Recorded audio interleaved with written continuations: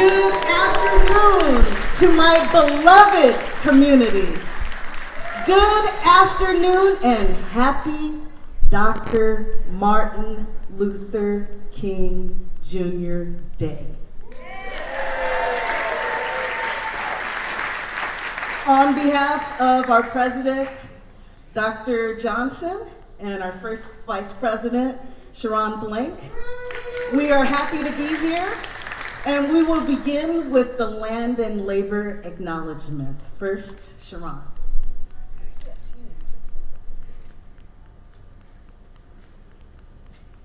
We acknowledge that the land that we are on and we gather today is unceded territory of the Wiyot peoples.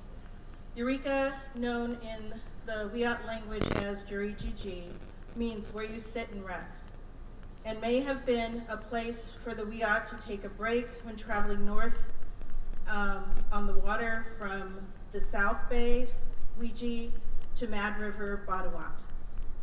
As well as being the Aboriginal territory of the Wiyot people, this region of Northern California is also the traditional, ancestral, and present homeland to several indigenous nations, indigenous sovereign nations, including the Hupa, Karuk, Matol, Tolowa, Wailaki, and Yurok peoples. Today we come with respect to the tribes who have been here for millennia and model how to live in a sustainable relationship with the land. We take this opportunity to consider what action steps we can take to support local tribal communities and cultivate our own relationship with the land, simply beyond acknowledging it. Thank you. And I think this would be a great time to say, welcome home, Leonard Peltier. He is coming home. It is important to acknowledge the commutation of Native American Leonard Peltier, imprisoned for almost 50 years. Free at last, thank God Almighty, he is free at last. I think that is appropriate to say.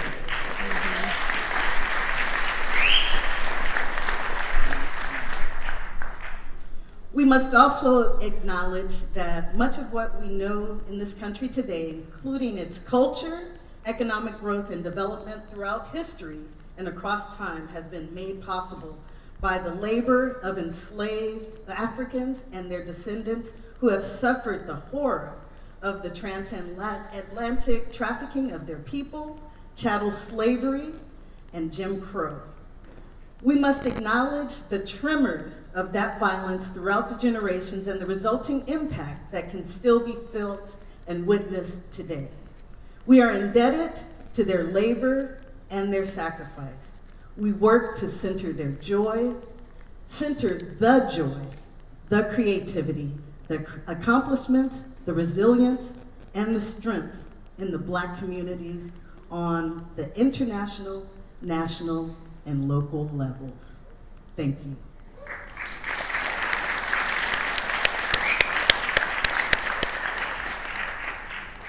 At this time, we are going to invite Harper Desir up to offer a libation ceremony to honor our new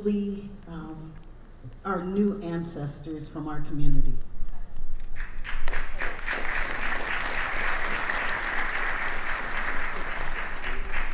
Mo and Quincy.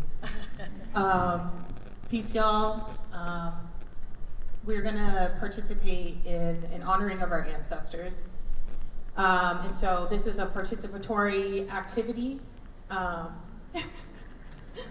And how it works is we're gonna speak the names of those who are not physically with us anymore, those from our families and our connections that have become ancestors. I invite you to say their names, and the group will respond with an ashe, and we'll pour out the water into the plant. And a lot of Black and Afro communities practice the honoring of the ancestors as they continue to guide us, as they continue to be a part of our kinships. We tell their stories, we tell their lineage, and it acts as a point of empowerment and connection for our communities. And I think we came with a few names. Oh, okay. Oh my God, I don't want to say nobody's name wrong. Artist Herman Bowler. Ashe. Longtime community member, NAACP member, Wallace Red Bovlin. Ashe. Jordan Stuckey, brother to Andrea Alllove and community member. Ashe. The mighty Monty Simmons, community member, reggae artist, father to Lorenza, and beloved community member. Ashe. I invite you to fill the space with the names of your ancestors, the names of the people that have inspired you, and to speak them out loud so that the community can join you in that prayer. Bishop Mayfield. Ashe. Ashe. Ashe. Ashe. Ashe. Ashe. Ashe. Geraldine McComb. Ashe. Ashe. Ashe. Ashe.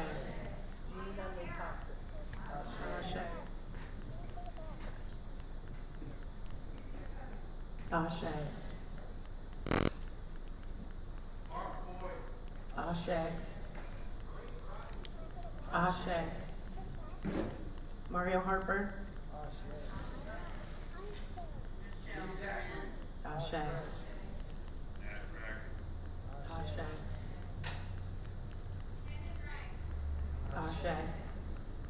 David Josiah Lawson. Margaret Shelton. Ashe. Ashe.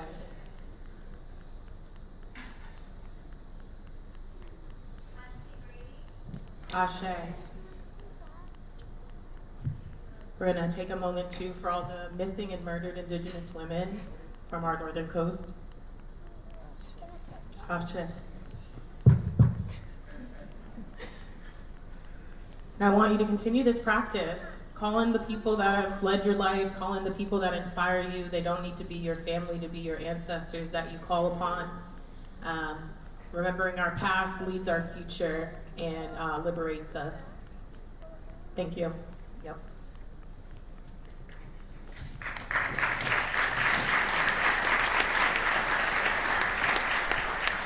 Thank you. It's funny, I placed this mic here and it's too high for me, so I'm gonna drop it a little bit. Next, we will offer the Black National Anthem, sung by Wilda Thompson, accompanied by Miss Letty Love.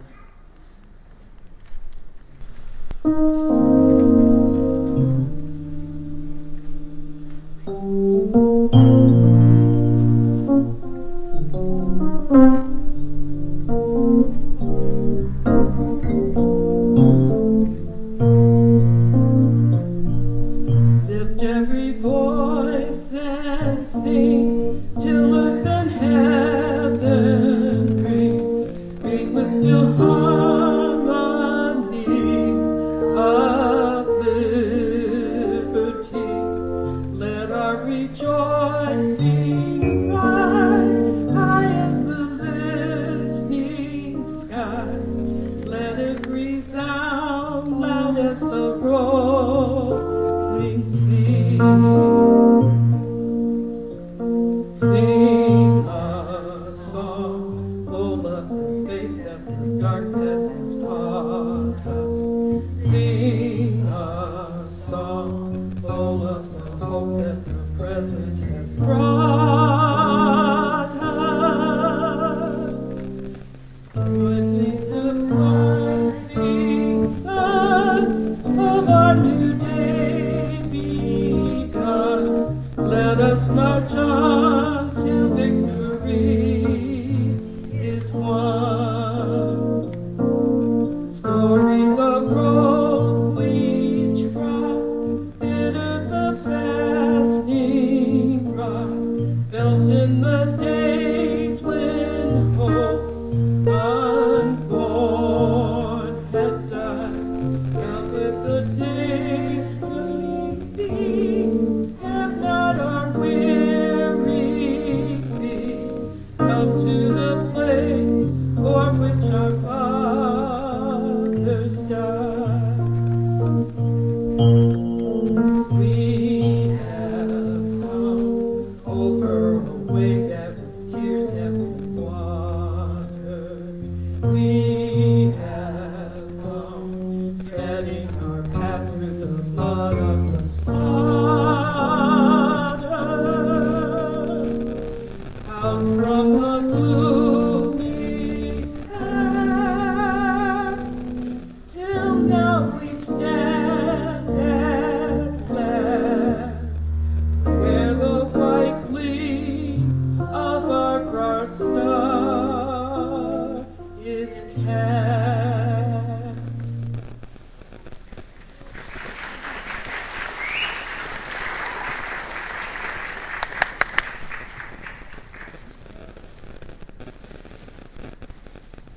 Thank you very much for that, Letty and Wilda.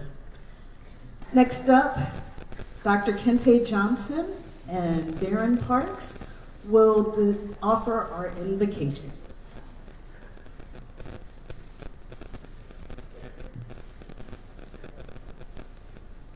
There you go. Nah, I ain't gonna do it like that. What's your name? You want to introduce yourself real quick to the people who you are, sir? First of all. Hi, I'm Baron. Baron Parks, a vice president with the NAACP. Thank you. Newly elected to our leadership team this year. Thank y'all so much. Yes, ma'am.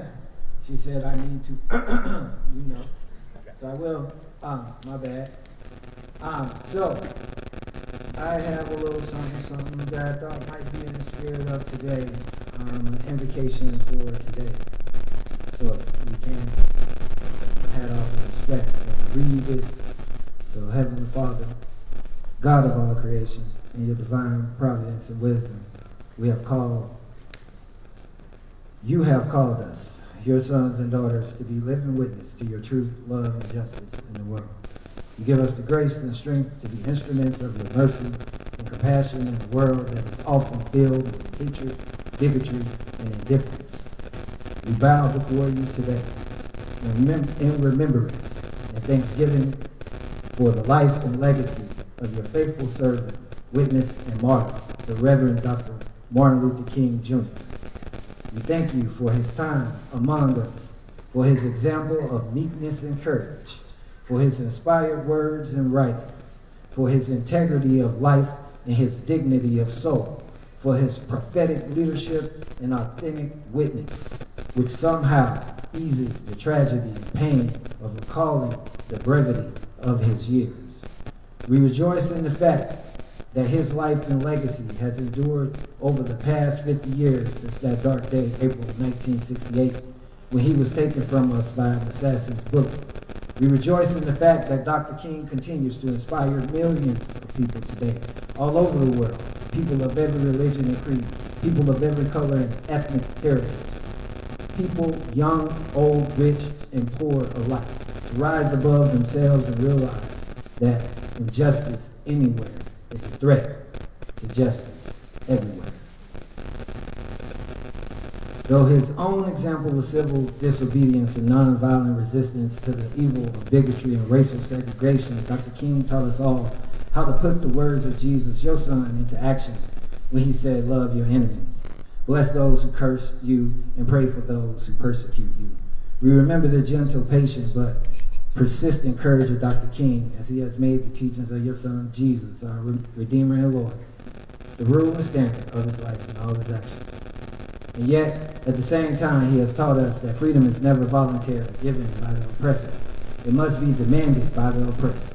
He has taught us that we do not have the privilege to be indifferent to the suffering and persecution of our brothers and sisters, your sons and daughters. He has taught us his willingness to go to jail for consequence sake.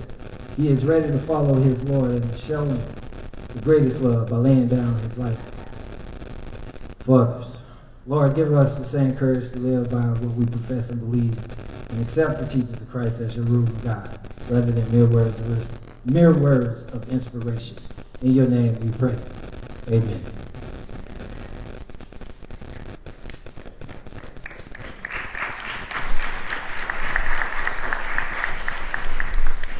Thank you, Dr. Johnson.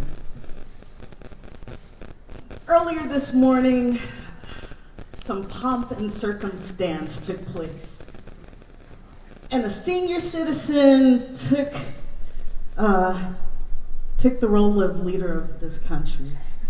And one of the things that the fellow said, I can't say gentleman, I can't say man, I can say the fellow, he said he is going to make Dr. King's dream a reality. I can assure you, that ain't his job. You know who's going to do that? You, and you, and you. So let's keep that in mind as we go into these perilous years, tumultuous years, trying years, comical years, sad years. But guess what? We are ready to fight. And that is the purpose of this day today, to invigorate us all and charge us all and prepare us for the fight ahead.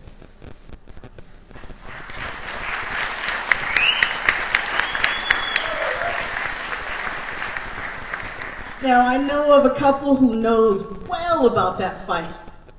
They've been fighting, I almost said centuries. They've been fighting, well, actually, centuries, because but decades, close to 50 years, a part of the Eureka NAACP. It is my pleasure to introduce President Emeritus and Secretary Emeritus, Mr. and Mrs. Powell, A.B. Powell and Shirley Powell.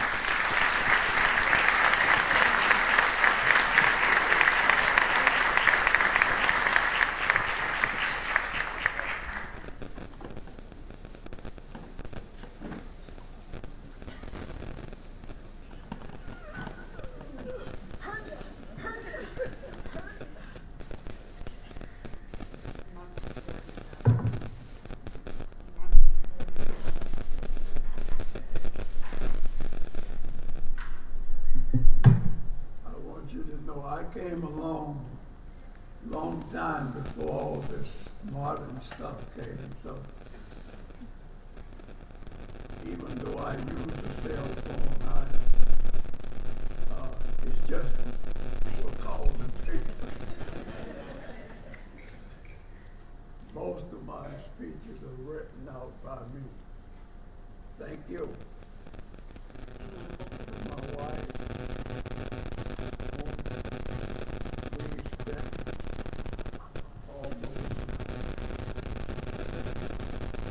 Years together.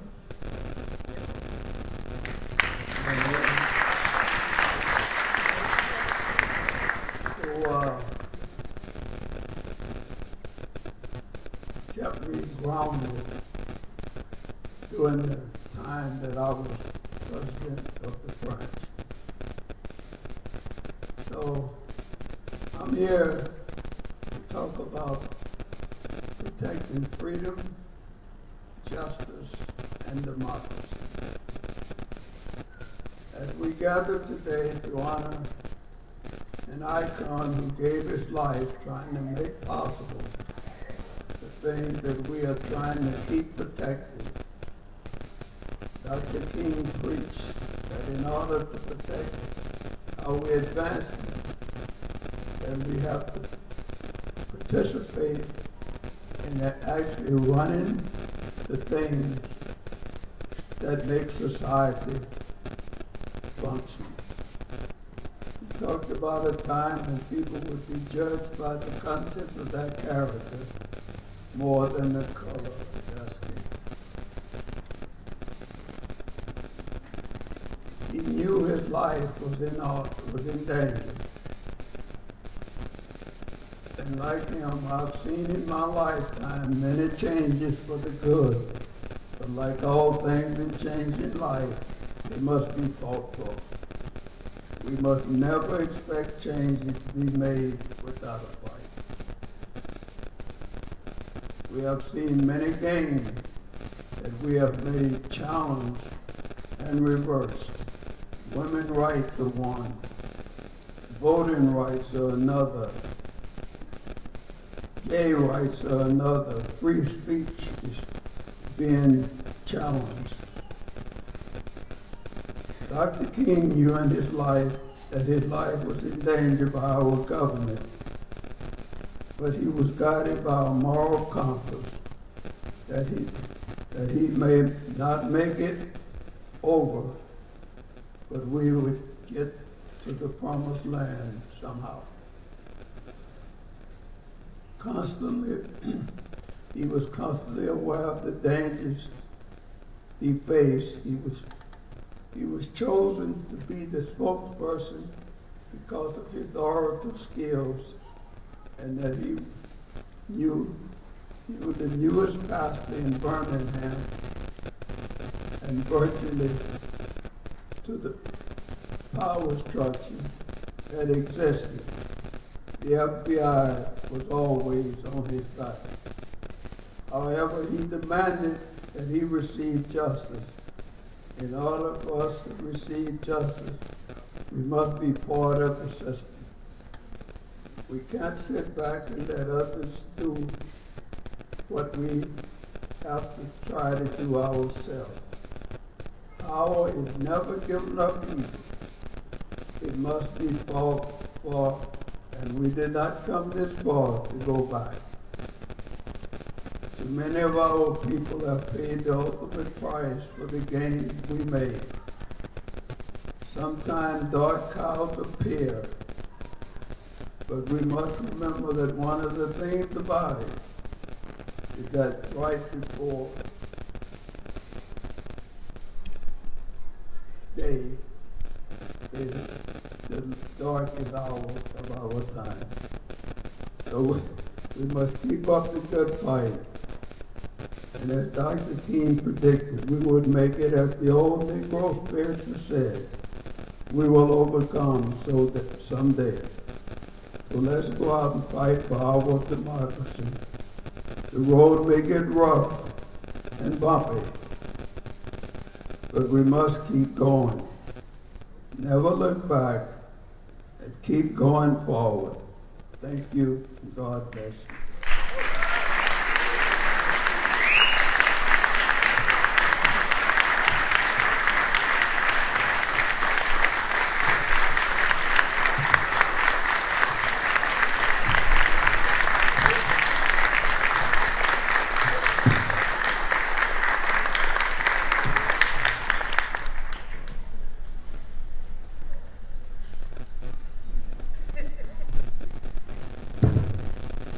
Learning my strength. Thank you very much, President Powell. A slight change in our program, representing the All Humboldt BSU. Unfortunately, Andrea Love is feeling a little under the weather, so she cannot be with us today. But in her stead, we will have one of two of very talented twins that are in our community, the Ross brothers. We're going to start with the Medele Hotep, who will offer his words in rap or poetry. Do your thing.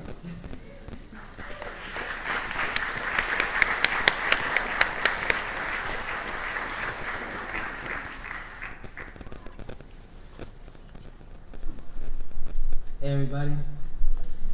Happy Martin Luther King Jr. Day. Before I read, I wanted to talk about the friendship between two people that really inspire me. One of them being Martin Luther King Jr. and the other being Thich Nhat Hanh, who was a Vietnamese monk who kind of came to the awareness during the Vietnam War, and he actually influenced Martin Luther King to stand up and say something about the Vietnam War. And he had in a letter mentioned that he believed that the enemy of man, or we could say the enemy of people, is not any particular people. It's these qualities of anger, hatred, and discrimination. So that these are the true enemies of man. And him and Martin Luther King Jr., they agreed that that was really our enemies. And something else that he had wrote about his relationship with Martin Luther King Jr. is that they had agreed that without a community, we cannot go very far. Without a happy, harmonious community, we will not be able to realize our dream. And this community is what Martin Luther King Jr. referred to as his beloved community. And I really believe that that's what we have here, what we're nurturing, and what we want to keep alive and keep growing. Also, I wanted to add that in the time of the Vietnam War, the people of Vietnam saw Martin Luther King Jr. as what would be called a bodhisattva, which means they saw him as a living being, an enlightened living being who was leading people towards compassion and understanding. And I share all that because this is what inspires my poetry, the words that I speak. And I do hip hop, I call it poetry. In my opinion, they're the same thing. And if anyone is kind of not in agreement with that, or they don't believe that, maybe you'll feel different after I read. This first one I'm going to share with you, I call Freedom. I actually shared this 2 years ago at another MLK event.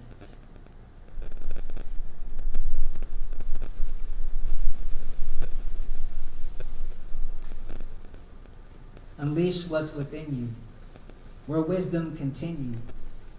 Look back generations, the ones who defend you. Live in your bones now. You heal, they ascend too. Stand up, don't stand down. There's a voice that pretends to know. That ain't who you are. That is what you've been shown. In the blink of an eye, compared to infinite time, there's a spirit inside of you that's not limited by what's conditioned in mind. A greater mission's assigned when you choose to be led by the heart and the head. It gets hard, but you'll find in the darkest of times there is a spark that resides. Call it love, call it God, call it your soul or just sigh. But relief, because it's time for freedom. Free is what I am. Free is what I'll be. Freedom to the land. Freedom to all beings. We're free to understand. Free to love and see that we can overstand when we can stand in peace. Heavy is the crown on the dome of the king. Light is the weight when you let go of the need to hold it by yourself. When you see family all around you are blessed, asking you'll receive. Compassion is the key. With passion we must lead. Master slowing the breath down, that should bring you ease. Take a minute to sit back and watch when you're perplexed. A voice inside will speak. That's when you can step towards freedom.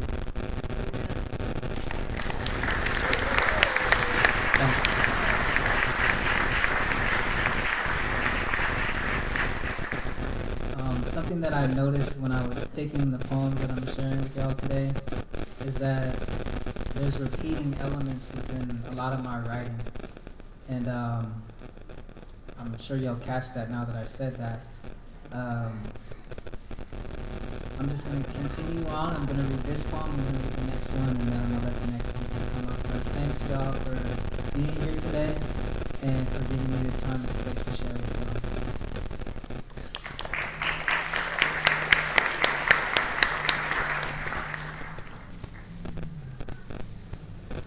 y'all. On a mission towards freedom, I found written agreements that I had put over beats, revealed the peace that I needed was in these melodies. How I constructed words and befriended ease when I would watch the breath and accomplish bliss through the memories. Of how I managed to counteract all the energies that at a time I would view as more of my enemies than hidden tendencies that enter beings when we fail to see how we enter dreams. Being lucid reveals how we can better things. Virtue is what I'm treasuring, because I can't take what I've gained with me unless the feather meets the heart's will. I remember while in a dark place, how I envisioned I could live just like a hawk, staying high in the sky. Now I walk straight on the earth, feeling lifted, no earth, unless it's steeped in it to sing. When just living feels insane, I adjust what's in the frame, contemplate the bigger picture, keep living like I aim. Got my eyes on my yacht, I'm not living it the same. Broke the box to find the pyramid, ascension is the thing. Everything that's physical will change. Living in the truth, that's how we live into remain. Ashe.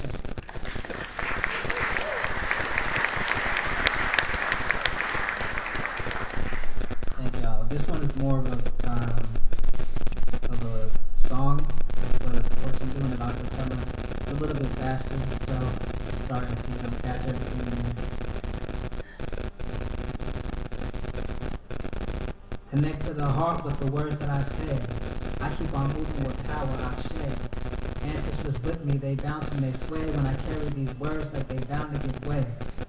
Gotta be conscious, don't wanna be nauseous. They got us in cycles that keep us from tossing oppression of offers. That's why I speak highly, the ori we wash and our story we talking. My op was the glory we walk in. That's why I've been lighting their hearts with all of the words I've been jotting. I hope that you know that you're awesome. Look at the source that we start from. That's why we were born in stardom. They think we were formed by some Martians. Can't comprehend how we started the arts and built pyramids. The place of ascension is here within. I hold up Merku as I'm turning left. The pose of the star while I resurrect. The joy that was gone like it never left. Every song that I ever etched has been written inside of these bones and breath. I've been carrying those from before, no stress. It's my hope that you're saying I know I'm blessed. I lift off the weight like a shoulder press with no problem as long as my folks is next. Can't do this alone, gotta work together. I say unity, that is our holy treasure. The story inside of my solar plexus, what I spoke to your heart and your soul and gift is exploding in the box like we notice Tetris. That's how we can arrive with no folk indexes. Ashe, thank you.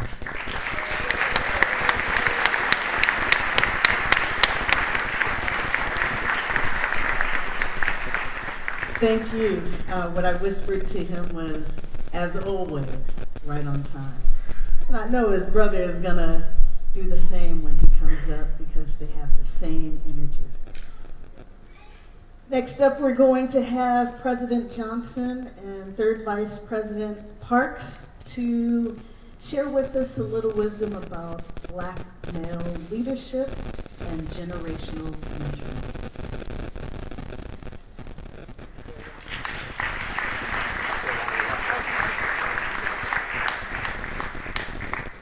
I told one I'd stay around a little longer this time. And my family's really used to my sense of humor. Sometimes it lands, sometimes it doesn't. You gotta rock with me sometimes. Thank you so much. But it's really nice to be here in this particular spot on our agenda, sandwiched between two spectacular speakers. And when I get done with this, maybe it'll make a little bit of sense in terms of relevance as we talk about youth leadership. I do want to thank you for the opportunity to speak with you today about youth leadership development, a subject that has the power to transform individuals, communities, and our shared future. Let's start with the important idea that youth is relative. Depending on the space you're in, you might be the youngest voice at the table, or the one others look to for guidance and membership. This fluidity reminds us that leadership is tied to a specific age or stage in life. It is shaped by context, relationships, and purpose. Leadership at its best adapts to the needs of the moment and the people that it serves. Youth leadership, however it is defined, is essential. Why? Because those who are willing to question what is and imagine what could be are the ones who propel us forward. They bring fresh perspectives, creative strategies, and a willingness to reimagine what is possible. Their leadership isn't just about personal success, it's about community, transformation, creating spaces where equity, innovation, and collaboration thrive. But leadership doesn't happen in isolation. It requires mentorship. Mentorship isn't simply about passing down knowledge or experience. It's about creating a dynamic exchange where both the mentor and the mentee grow. Mentorship builds bridges between the aspirations of youth and the lessons of experience. It fosters trust and provides young leaders with the tools to navigate the challenges of leadership while staying true to their values. Leadership also demands patience. Growth is rarely a straightforward process. It's full of trial and error, moments of uncertainty, and unexpected challenges. But within that process lies opportunity. With patience, we create the space for young leaders to learn, make mistakes, and refine their skills. It's a reminder that leadership is not about perfection, it's about persistence and resilience. Compassion is equally vital. Compassion ensures that leadership isn't about control, it's about connection. It's about creating an environment where young leaders feel supported and valued as they take risks, explore new ideas, and develop their voice. Compassion fosters a sense of belonging, making leadership not just an individual pursuit, but a shared journey. Perspective, too, is crucial. Effective leadership is not rigid. It is adaptable. It's about knowing when to step forward and when to step back, when to guide and when to listen. Leadership rooted in perspective is inclusive and empowering, amplifying voices and fostering collaboration. I've seen these principles come to life in some of my recent work. Recently, we had the Ruby Bridges Walk to School Day at Zane Middle School, where students took lead in organizing their community to honor the past while creating new possibilities for the future. Myself and others in the room are coaches and other mentors in other aspects. And on the basketball court, I've watched young athletes demonstrate leadership not only through their play, but also by fostering trust, teamwork, and shared accountability. In both cases, leadership was about more than individual achievement. It was about building something greater than themselves. This can't be the end of the story. Here is my call to action to you. We must embrace and amplify fresh ideas. Innovation requires us to challenge the status quo, to rethink what leadership can look like, and to support the bold creativity of young leaders. It's not enough to encourage youth leadership. We must actively create spaces where it can thrive. Investing in youth leadership is not optional, it is essential. By grounding ourselves in mentorship, patience, compassion, and perspective, we ensure that the next generation of leaders is prepared not only to address today's challenges, but to reimagine the possibilities of tomorrow. The future belongs to them, and with our trust and support, they will lead us forward in ways we cannot yet imagine. Let's make sure that they have every opportunity to do so. Thank you.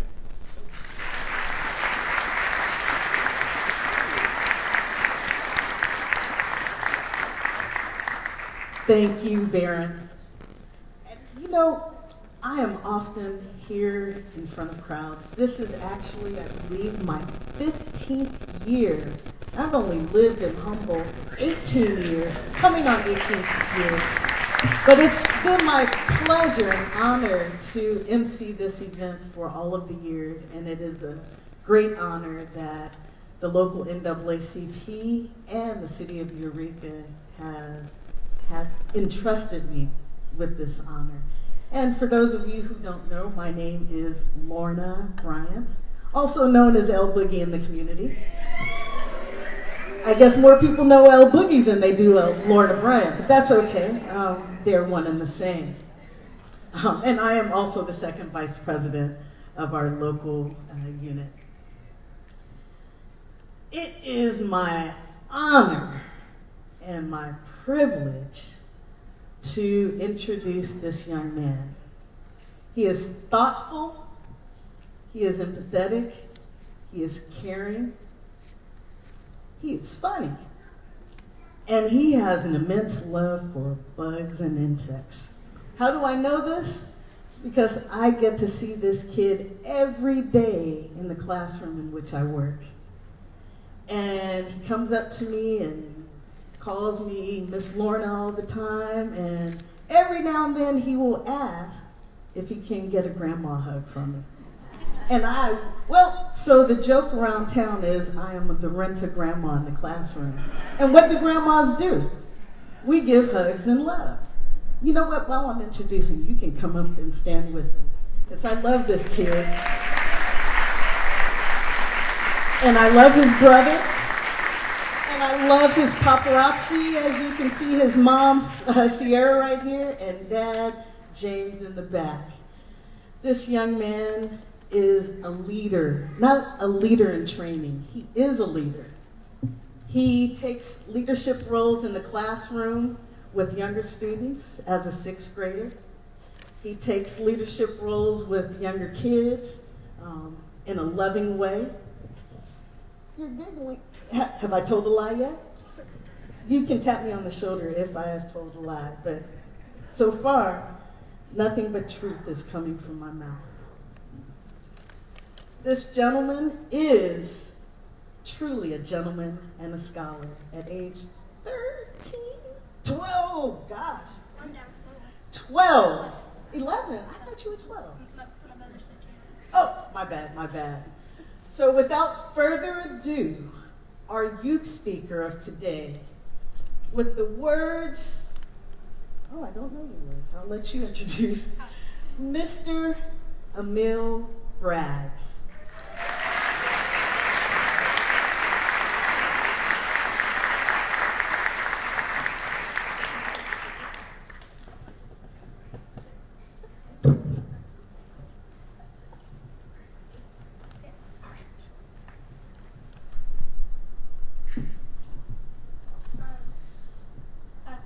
First off, I would like to thank you all for coming here to celebrate Dr. Martin Luther King and the values he stood for.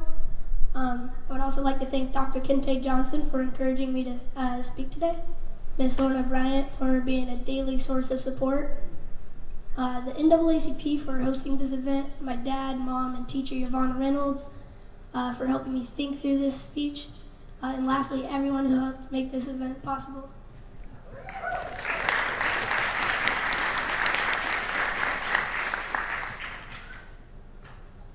The theme for today's celebration is Mission Possible, protecting freedom, justice, and democracy. If you were here last year, you probably remember my brother's speech about supporting youth leadership as a way to build a beloved community here. It inspired me when I heard it, and I decided to build on the topic of youth leadership. I want to start by sharing a quote from a famous Dr. King speech he gave to a middle school in Philadelphia called, "What is your life's blueprint?" In this speech, Dr. King said that a good blueprint for a person's life has several key parts.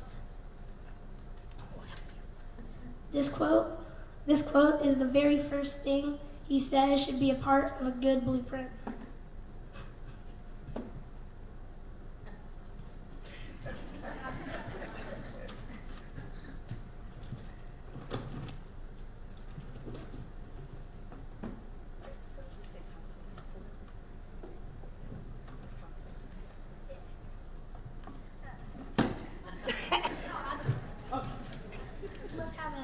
You must have a deep belief in your own dignity, your own worth, and your own somebodyness. Don't ever let somebody say you're nobody. Always feel you count and you have worth. Always feel that your life has ultimate significance.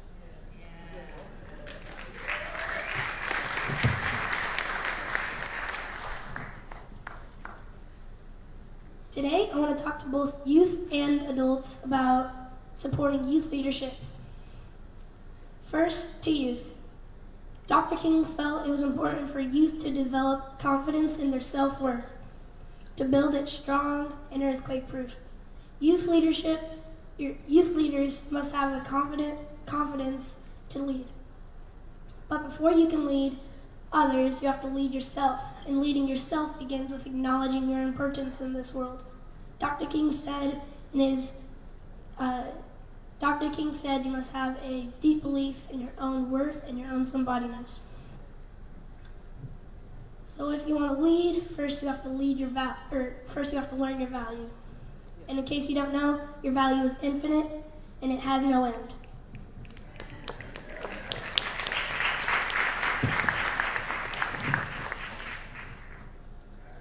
Believe this for yourself, and you will become a great leader alongside me. I'm still learning though, thanks to my mom and dad. And to adults, supporting youth leadership starts with believing in yourself, your own value, and just in case you didn't know this either, your value is also infinite. Yes. Supporting youth leadership begins with self-leadership. We need our adults to be confident in their self-worth and in order to guide youth to discover their own value.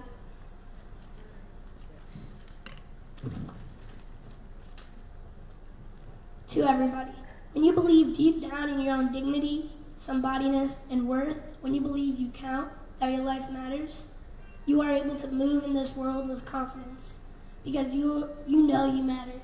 You can also connect with people knowing they matter as well.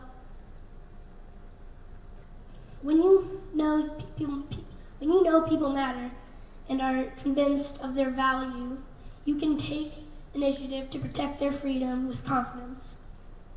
The decision to act becomes clear. I believe the mission to protect freedom, justice, and democracy is actually quite possible. It starts with simply believing in our own value, and then we can see the value of each other. Self-value directs our confidence, and our confidence in the value of ourselves and the people around us can help inspire our initiative. We will need a lot of self-initiative to protect freedom, justice, and democracy. Confidence and initiative sort of go hand in hand together. You need confidence to say something and initiative to take action. Believing is a key factor in confidence as well. MLK said in your life blueprint speech, believe in whatever task you're doing and believe in it so hard as if God Almighty came down and sent it right to you. In conclusion, by teaching the youth of Humboldt to believe in our own value, our community can thrive and gain more amazing leaders. Please join me in being vocal. Have the confidence for knowing our own value to speak up. Our voice matters, so make it heard. In the years ahead, take initiative to act and to protect justice and democracy. And as always, have a good day. Thank you.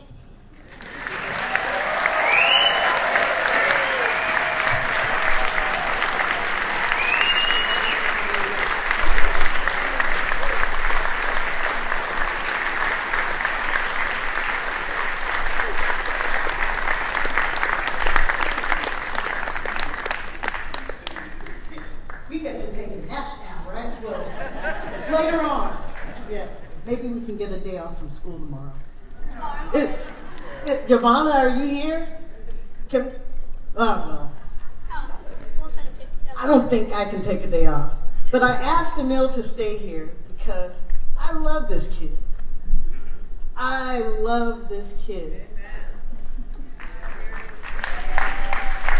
And this is our future. This is our future. I think last year I said when your older brother Noel spoke, we gonna be all right. And if I may use the words of our illustrious poet, Kendrick Duckworth Lamar, we gonna be all right. If this is our youth, if this is what our youth are thinking about, I will say it again. You wanna say it with me? We gonna be all right. See you Wednesday if you take the day off tomorrow. Oh, you're going camping, I forgot. Yeah, all right, have a good one. And again, I want to thank the Braggs family for cultivating the brilliance and, yeah, just the brilliance of your young men. Thank you.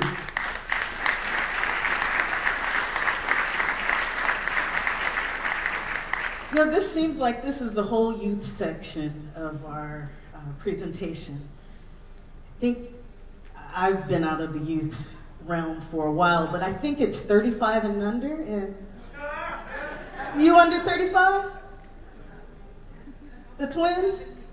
Okay, so yeah, to continue with the youth portion, we will have the other bookend of the Ross twin, and that is Ra, hip-hop artist and spoken word artist, to offer his brilliance as well. And I think we need some backup music.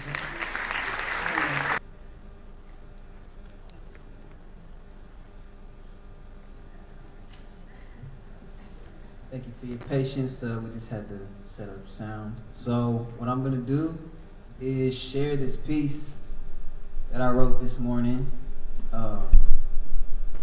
Not really strangely because we're twins. It kind of coincides with what my brother was saying about hatred being the enemy. And then following this piece that I wrote this morning, I'm gonna share a song with y'all that I wrote last week.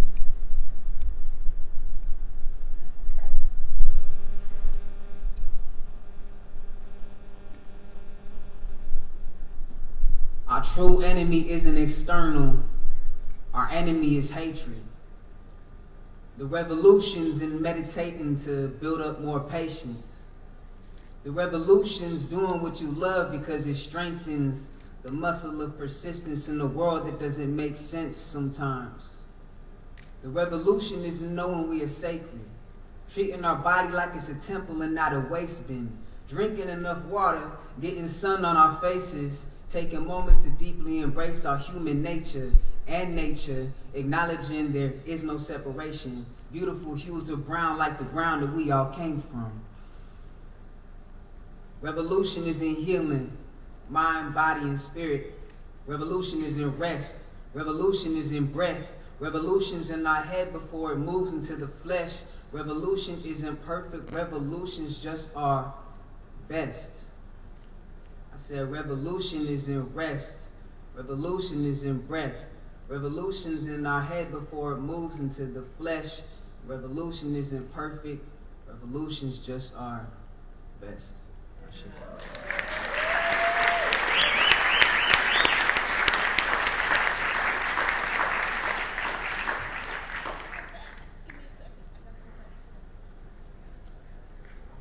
Alright.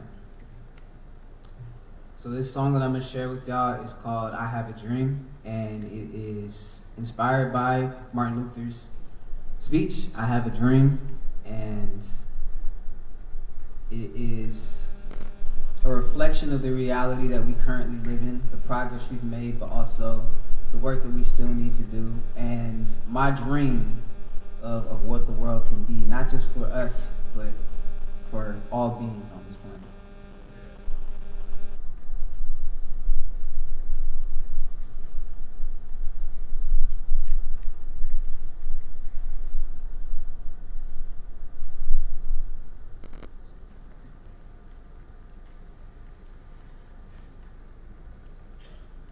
Patience is a virtue.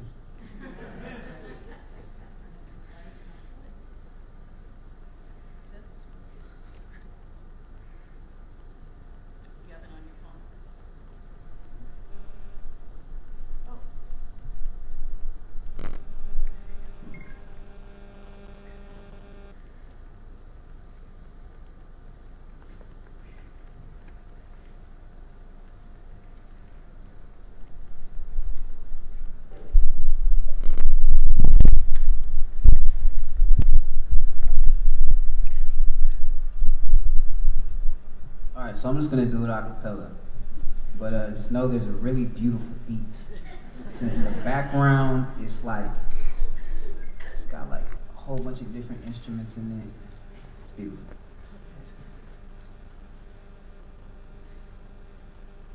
I have a dream, open up my eyes and I don't see it yet. I have a dream, open up my eyes and I don't see it yet. I have a dream, open up my eyes and I don't see it yet, but I know that one day it can be. I have a dream, open up my eyes and I don't see it yet, but I know that one day it can be. I have a dream, open up my eyes and I don't see it yet, but I know that one day it can be. I have a dream, open up my eyes and I don't see it yet, but one day. Sun is catching through my window. I know somewhere someone looking like me is just had bullets crashing through their window. I'm far from stepping over users on my way to get to school, but there's someone out there as nervous as I used to be when moving in zones. Still abused with Jim Crow. Laws have changed, but many hearts have stayed the same. I wish it was all truly so simple, like we're judged by our character, not complexion, but the mind is still infected with the views that those old fools had imposed. Relinquish chains and then move to insults. Labeled savage, transition to the thought that at the root we all are sinful. We're expected to be happy that the noose has been disposed, but now the news has been home to perpetuate the perspective that we're lazy or we're violent without considering the context that maybe we still are fighting with the trauma from the bondage and the day-to-day reminders that the world is still so blinded it doesn't see that you're a diamond. I have a dream. Open up my eyes and I don't see it yet, but I know that one day it can be. I have a dream. Open up my eyes and I don't see it yet, but I know that one day it can be. I have a dream. Open up my eyes and I don't see it yet, but I know that one day it can be. I have a dream. Open up my eyes and I don't see it yet, but one day. I imagine a world where bombs have been deemed as something that's primitive and the new way is to heed the wisdom of the indigenous instead of citizens, little villages spread all around where our vision is not just benefiting the human race but considering all of our relatives, the winged ones and the fin ones and the hoof ones, no more guinea pigs as our guinea pigs, no one going hungry anymore, we all get a bit, no one being houseless anymore, we all get to live in a safe place, no one left in cold, are we shivering? Hey, I have a dream. Open up my eyes and I don't see it yet, but I know that one day it can be. I have a dream. Open up my eyes and I don't see it yet, but I know that one day it can be. He had a dream. Open up our eyes and we don't see it yet, but I know that one day it can be, because we have a dream. Open up our eyes and we don't see it yet, but one day it can be.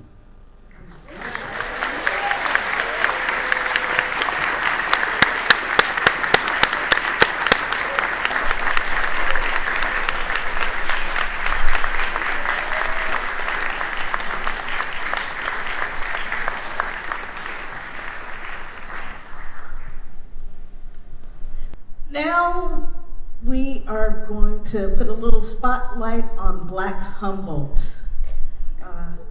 There are hugs being given out right now, but in between the hugs, is the Black Humboldt mascot joining you?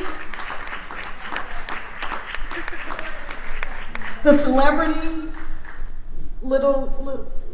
my buddy. Okay, so I've joked with Mo that her oldest child,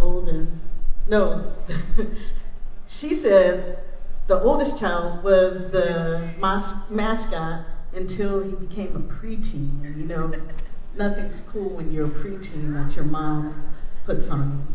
But we got a little Quincy, and Quincy is the mascot, and I love that little guy. I love the whole Black Humboldt family, but Quincy is my guy. Tell him when you see him, I got my whistle for him. All right, so without further ado, we'll have the leadership of Black Humboldt. And actually, because like Taikisha, the twins, basically if you're someone who builds with Black Humboldt, will you also come stand with us on stage? We attribute, Krista.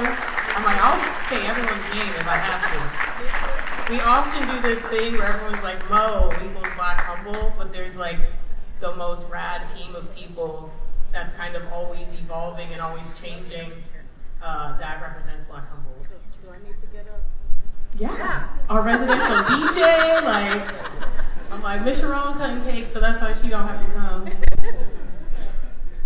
So yeah, this is like a very small fraction of the team that comes together to build Black Humboldt. We all identify as Black and brown individuals, all from different intersections of the African diaspora. We're all different people with different interests, but in a really magical way, we bring it all together to create our programming. And it's always evolving. So we actually are onboarding 5 new cohort members next week. So that will be 5 new brains. We have 3 College Corps members right now. Robert is one of them, and that's also brought so much new energy. We are a grassroots organization, so we are dependent on donations, and so we do not have a staff. And there's still this amazing group of people up here that make it happen for us. And yeah, maybe we'll just go down the line. Everyone say your name. Lorna. Well, I am Lorna also. In this iteration, I am DJ L. Boogie, the resident DJ of Black Humboldt. And I will just say the most joyful time I've had in Humboldt County is when we had that block party. That was everything. I felt like I was at home in my neighborhood in LA, and I thank you for it. And we got to do it again. I'm Aaron Monroe. That's my wife, Dr. Sarli, over there. And that very loud child, Eliana, is participating as well. I'm a farmer. My wife and I have a nonprofit called Pathways of Purpose. Recent community member from Oakland, California, 4 years now. And I'm very proud to be in this community. I'm very proud of what the community is pushing towards. And I'm very proud for all of you that decided to be here on a Monday instead of somewhere else.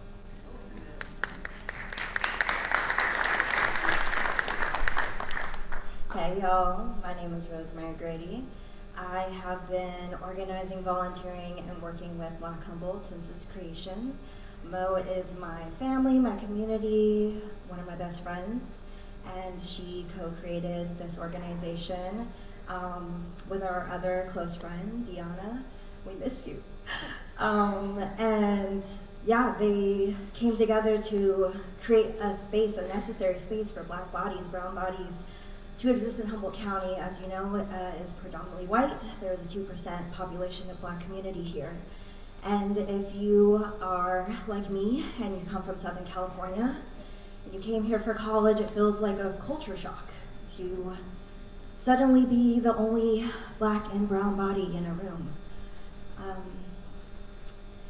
And so they created this really beautiful space out of necessity, but also out of connection and community and things that we have always known, just being in Black and brown families. And so yeah, I have been organizing for ever, it seems like. Yeah, I think we're 6 years old. The block party was our 4th birthday. The years be yearing. Yeah, I'm Afro-Latinx. I'm a educator, a coordinator. I'm excited for our growth and our development. I'm frustrated with the current state of our world, our society. We are still heavily steeped in white supremacy and racism as it was created off of the genocide of our indigenous siblings and also of the enslaved African Americans that were brought here. I continue to do this work because it feeds me. And also it's so important if I want to live in a world where I can laugh out loud and feel free of the shackles of capitalism and white supremacy. Like, I have to do this work. And it makes it so much easier being here and standing with other beautiful Black and brown bodies. So that's who I am a little bit. I'm part of the board, I'm a hub member, I'm an organizer. That's a little bit about who I am in Black Humboldt, and also a person in the community, a family organizer. I work in the family services, I work in the nonprofit world, and I'm just excited for our liberation and also very passionate about trauma-informed care, joy, our resilience, our happiness, and also what the world will look like when we're all liberated and free.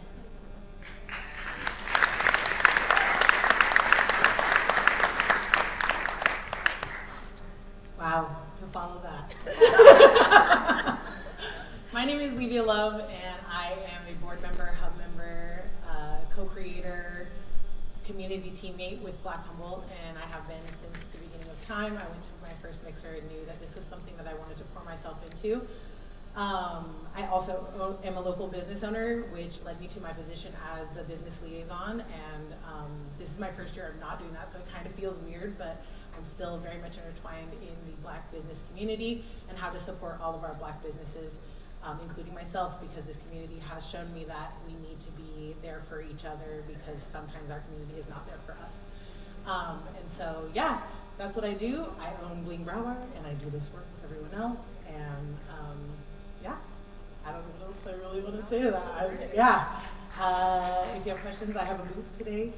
I'm out here, and I love that I get to do this work with my friends and family because this has been a beautiful, beautiful group of people to build with, and so I'm very thankful that my time here in Humboldt has included this mission. So yeah, that's it.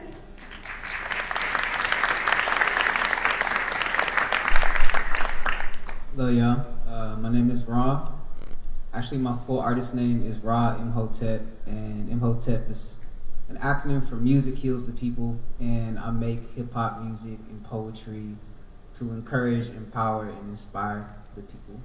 I came up here, I think about 5 years ago, and had no idea what this place was. Actually, we were trying to go further north, and the car broke down out here. And so we were moseying around town, and I remember having this thought like, man, this is real different than the Bay Area. We gotta get out of here as soon as we can. But the car was broken down, so it's like, but I was like, soon as we get whatever we need, we're out of here. But then one day we decided to walk into an open mic, and I think you were there, Mo was there. It happened to be a Black Humboldt feature night for what used to be, I'm drawing a blank on it, Word Humboldt. And I didn't get on the list because we showed up a little late, but because I didn't get on the list, I was like, damn, I gotta be here next week.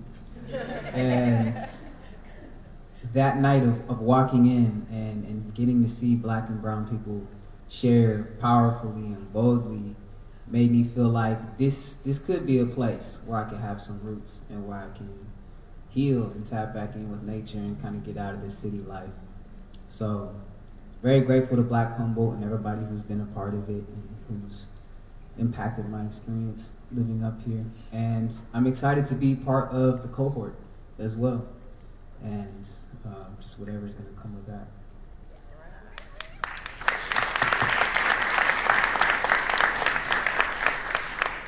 Good afternoon. My name is Attribute. I am a full-time student, community activist, as well as a bunch of other things we won't get into. Just up here for Mo and Black Humboldt and just expressing my love and gratitude for the individuals because they put in, if y'all don't know, ridiculous amounts of work positive, creative, influential. Like we was out here last year, right here on the waterfront in Halverson Park, and it was moving and grooving. If y'all don't know, y'all better show up this year because it's gonna be even better. These wonderful, and not to cut out the fellas, but these wonderful queens and goddesses, they are what our community needs on so many levels.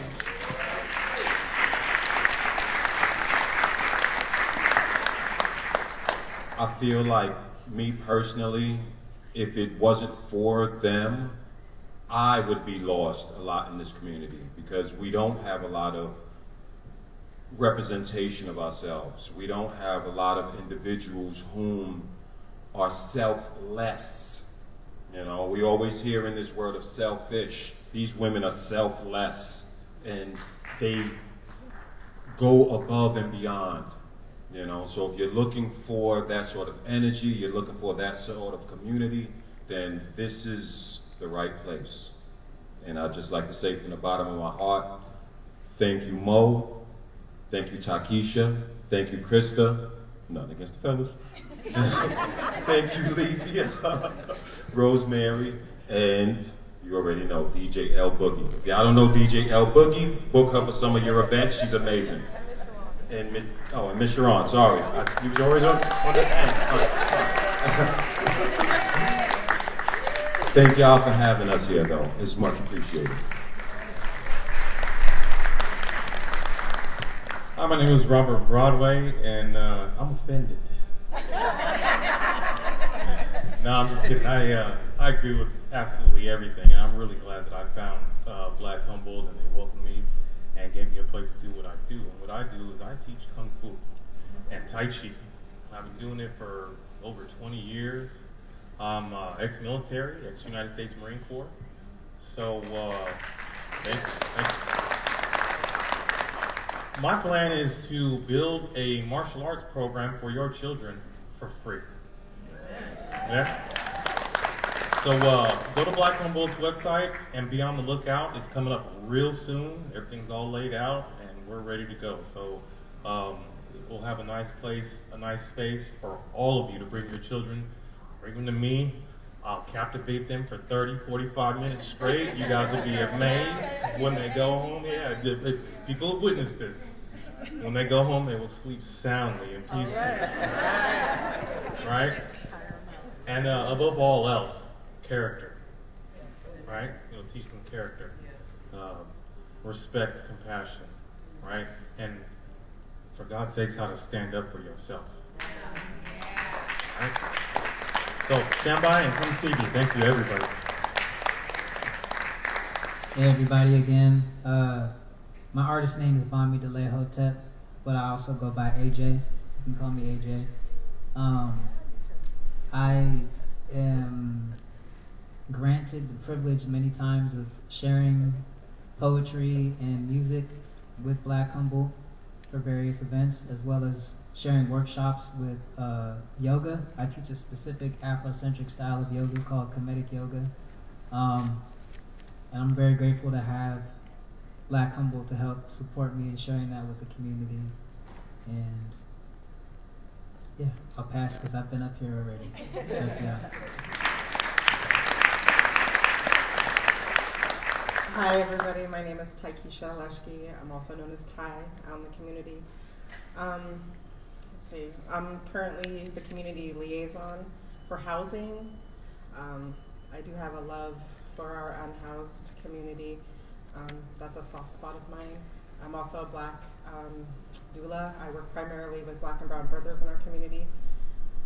I'm part of the NAACP, Be Black, and I'm a collaborator with Black Humboldt. I'm so thankful to be a part of this community.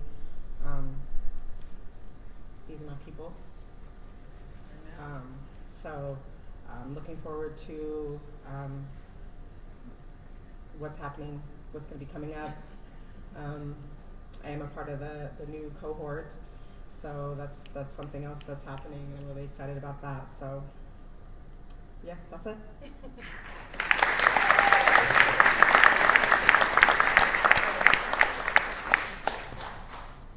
Hi, I'm Krista Zunger, and I have been volunteering and co-creating with Black Humboldt for probably 6 years, and it has been such a blessing in my life in terms of bringing in community and a sense of greater identity in this region, and just love and joy and like celebration. And I try to bring what my skill sets are to the table and help us connect with nature.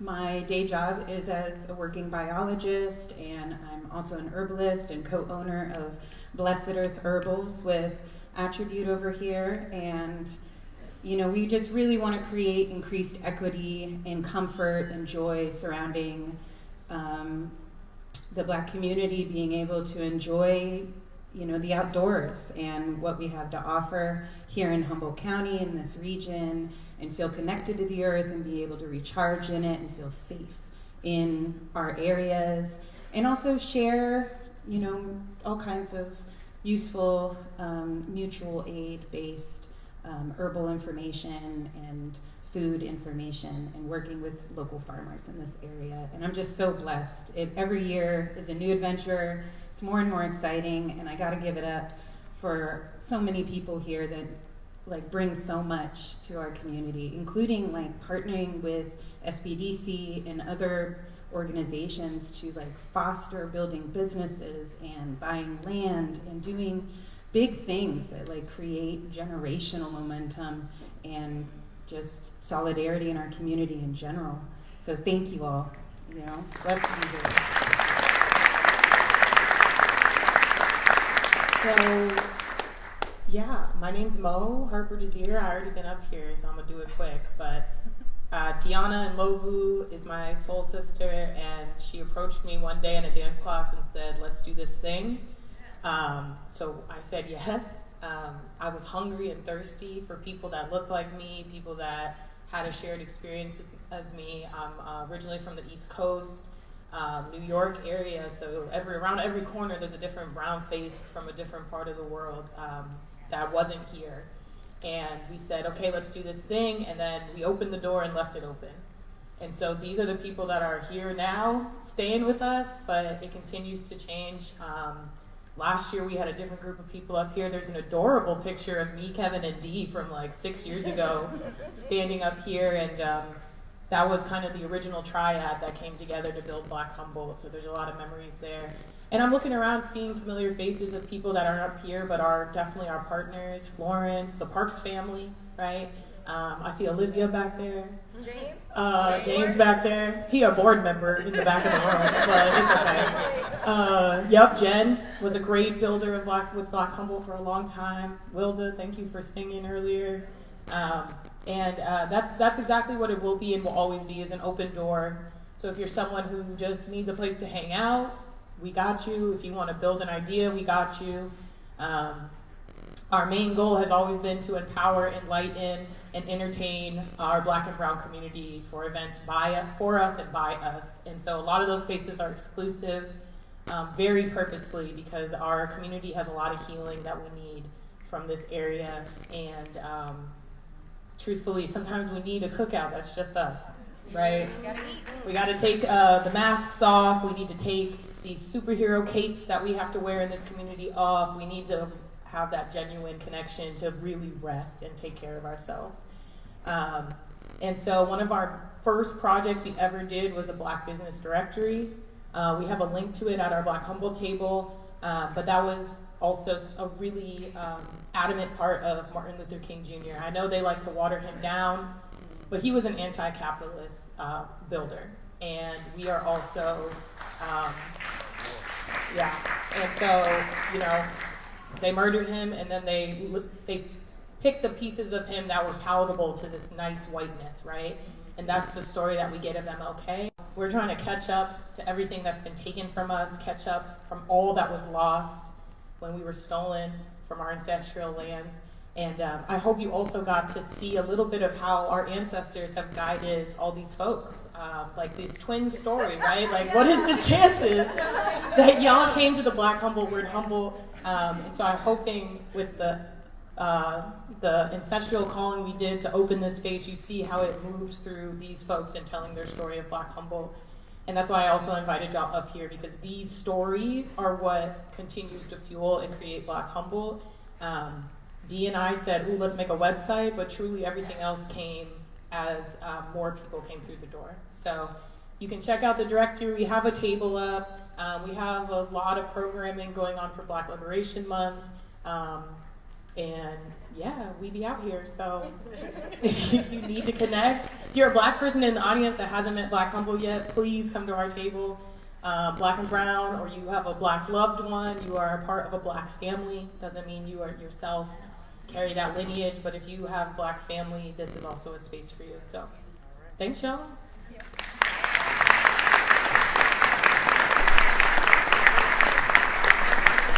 I feel like I should be rapping Run DMC right now. You know I'm proud to be Black, y'all. And that's the end of my musical. Thank you all. Thank you to my Black Humboldt family.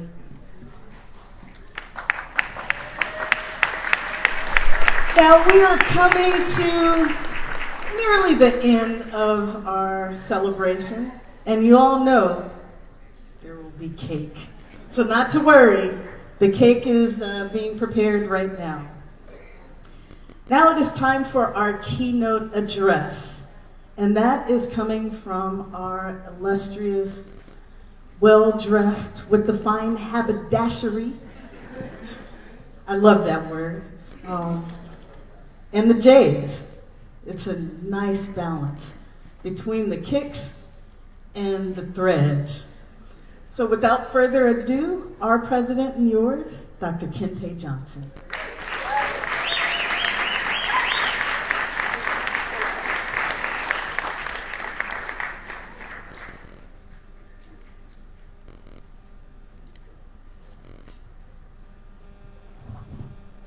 So it's 2025, and this year we said we giving heart-to-heart hugs.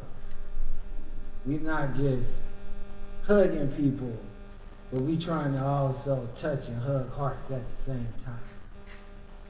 So if you saw what just happened, that's why we self-corrected in the middle of that embrace to ensure that we was touching heart to heart. So shout out to our illustrious Vice President right there for implementing that to us.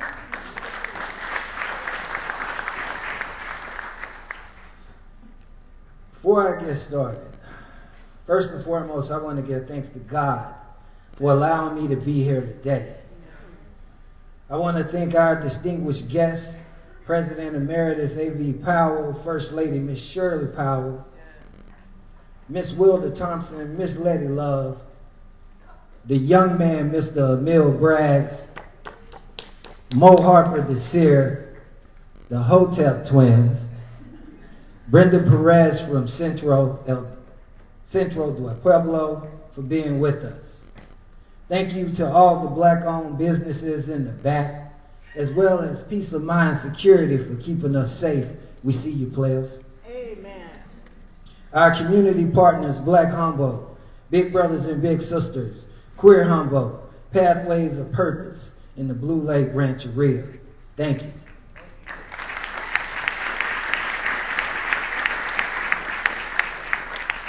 And special thank you to our irreplaceable, one-of-a-kind, one-of-one First Vice President Sharon Blank, Miss Leslie Rowland, and our other Vice President, DJ L. Boogie, Miss Lauren Bryant, our treasurer in the back, Miss Jeannie Alverson, also, where you at, Ty? Raise your hand. Miss Ty. And where you at, Drea? Drea Jones, for helping plan today.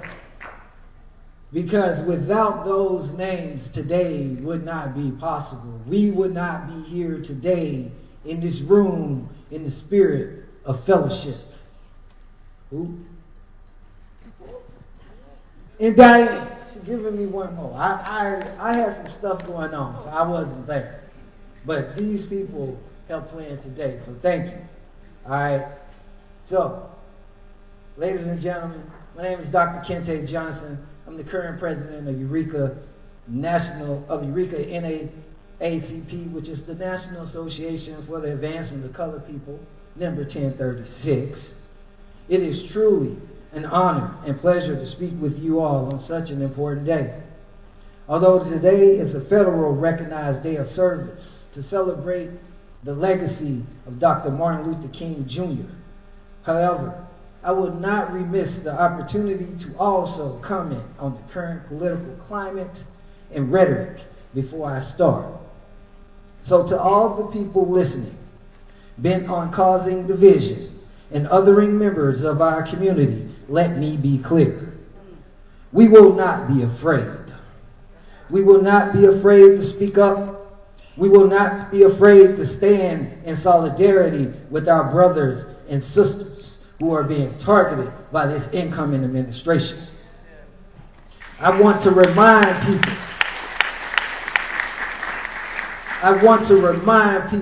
that since 2017, California has been a sanctuary state.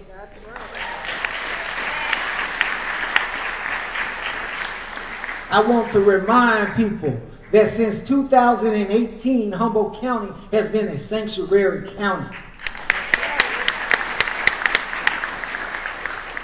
The NAACP stands for the rights of all people, in particular people of color. So we will continue to stand in solidarity with our brothers and sisters in our immigrant community and the organizations working to protect the safeties of families in our community, such as Centro de Pueblo and the Human Rights Commission.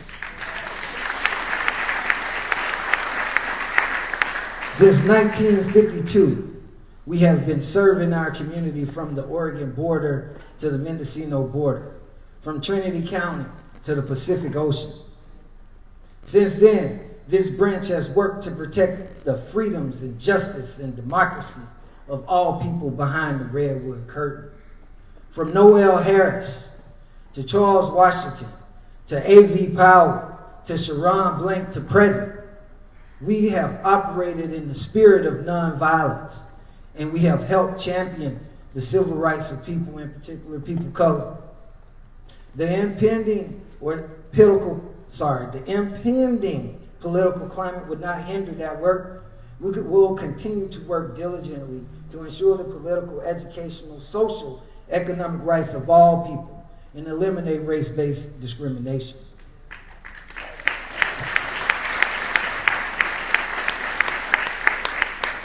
Now, brothers and sisters, let me be real clear about this work. It's going to take all of us.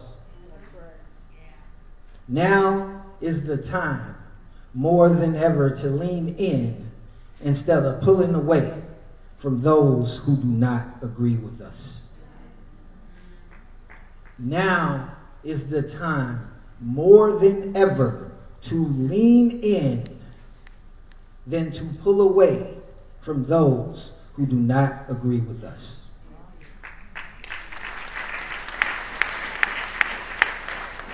We can no longer operate in a silo to get work done.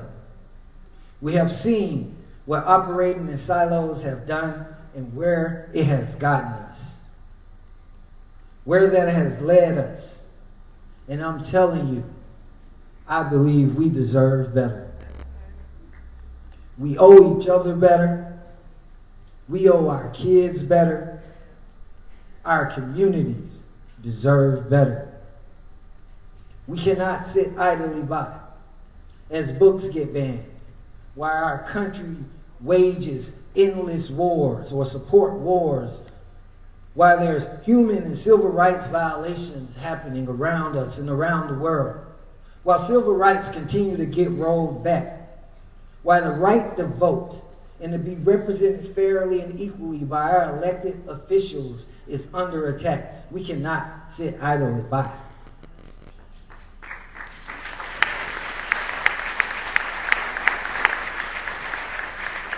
No longer No longer should corporations be allowed to influence the everyday lives of us all. No longer. However, as you can see, all it takes is a few $1 million to buy yourself a seat at the table. You saw 4 of the richest men in the world were seated behind the incoming president today. 4 of the richest men in the world. That has never happened in the history of our country. No longer should corporations be allowed to influence the everyday lives of us all.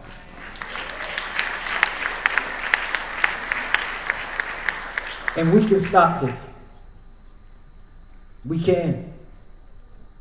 Imagine, what if we, the people of this county, the people in this area, what if we put the pressure on the newly elected Chris Rogers and Senator McGuire, and we bombed their local district office with pressure, who then put the pressure on Representative Huffman and Padilla and Schiff. What if this happened all over in our communities, putting pressure on local officials to remove money from politics and actually represent their people?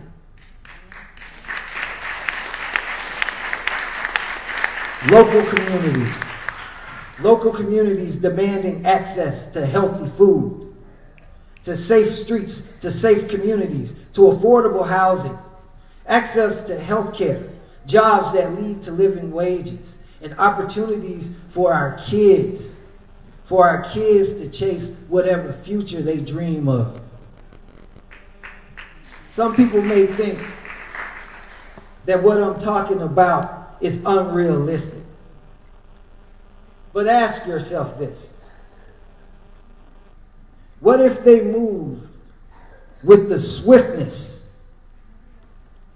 on issues that created a healthy and beloved community with the swiftness that they moved to ban TikTok?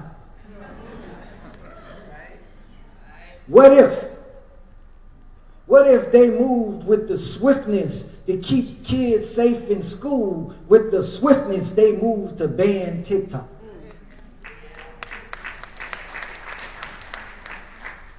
What if we have the power to do something about that? Politics, all politics start local.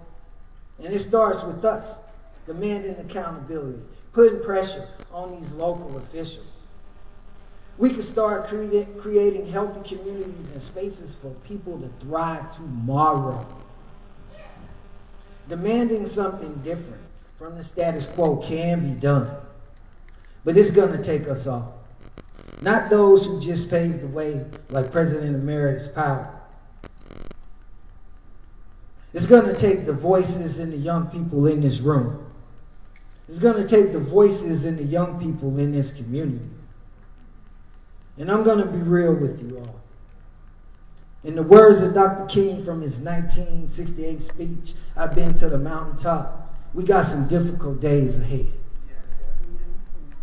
The weight of today isn't lost on me, nor my family, as I'm reminded via text of an exchange today from my 16-year-old daughter, who texted me while she was watching the inauguration and stated, "Dad, not to be dramatic, but this feels like our country is being sent off to death."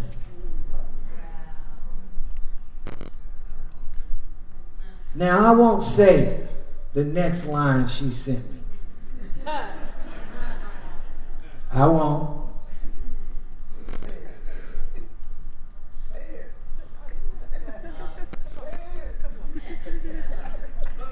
She said,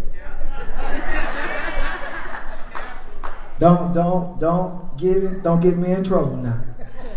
She said, "Dad, it feels like a dog being euthanized to death."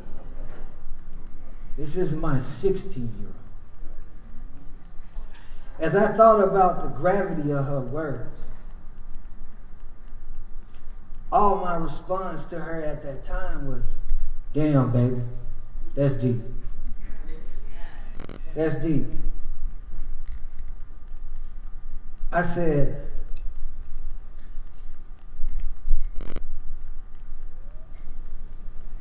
I know how you feel. How you feel is echoing the thoughts of many people in our country. She said, Papa, I'm just tired and scared. I said, I understand. I said, I'm here for you. Just know that if this was war, this would just be a battle and not the entire war. That's how we have to approach this. We can't let this defeat take away our will to fight.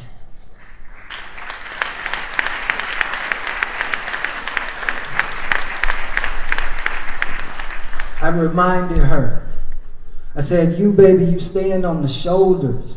You stand on the shoulders of giants. I said, I really mean that. Your great-grandmother was heavily involved in the civil rights movement, fighting for the rights of all people. So it's okay to be tired. It's okay to be scared. We've been doing this work for a long time. She said, I know. My ancestors have fought harder battles in worse circumstances. It's just so crazy to me. Thinking about her and our future and the possibilities and the unknowns for the next 4 years, all I can say is, baby, I respect that. I respect that. You see, here is my 16-year-old. She's 16. When this current administration leaves the office, she'll be 20. Let that sink in. She'll be 20. She'll still have the rest of her life to deal with the decisions that will be made over the next 4 years. I unfortunately will not have that luxury. I am old enough where I probably have more sunsets than sunrises. And I am okay with that. But I am not okay with standing idly by to leave a future of hopelessness and despair to our youth. I am not okay with that.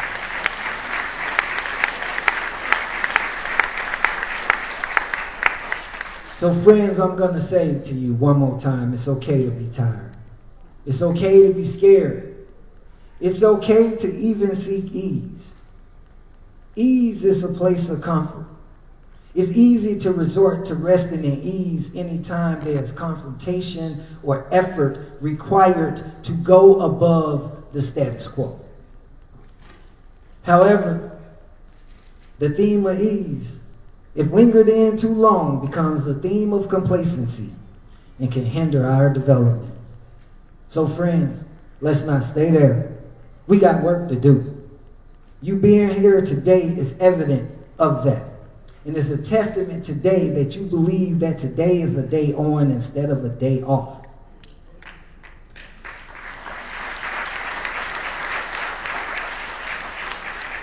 So thank you. Thank you for coming here today. Thank you for being here today. Thank you for standing up to help protect democracy, freedom, and justice. Time today, more than ever. Now, more than ever. Thank you.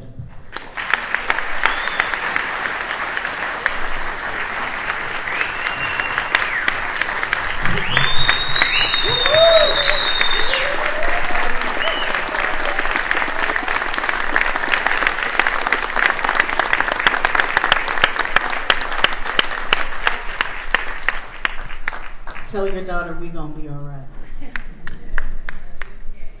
If she's thinking the thoughts that she's thinking, tell her we're gonna be all right. Give her hope, because we're gonna be all right. We're gonna be all right.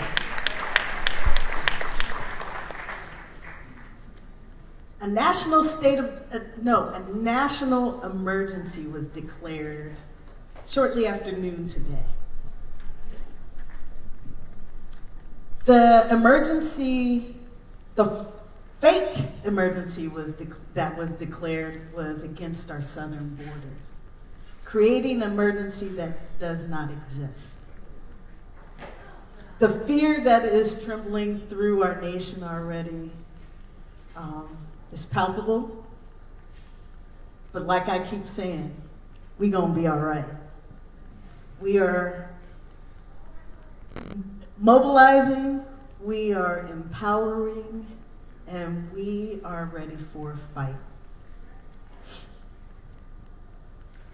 Also evoked this morning was the Alien Enemies Act of 1798. That's almost as old as the leader of our country now. Almost. That act, which is silly in itself, it was enacted for a time of war, but it allows any male over the age of 14 to be captured and imprisoned. But what our senior citizen in chief wants to do is use that against our friends and family who were born in the southern border. That's not going to happen. There are lawsuits that are already forming as executive orders have been signed, and we are going to fight. And we are going to protect our sisters and brothers within our borders here. I don't know if you recently saw the first female president of Mexico wearing a hat that said, "Make America Mexico again." Seems pretty right to me. And the same goes for that Gulf of Mexico thing. Silliness. But this is the funniest thing. You hear I'm speaking of some of the idiocracy that is coming out of the senior citizen in chief's mouth.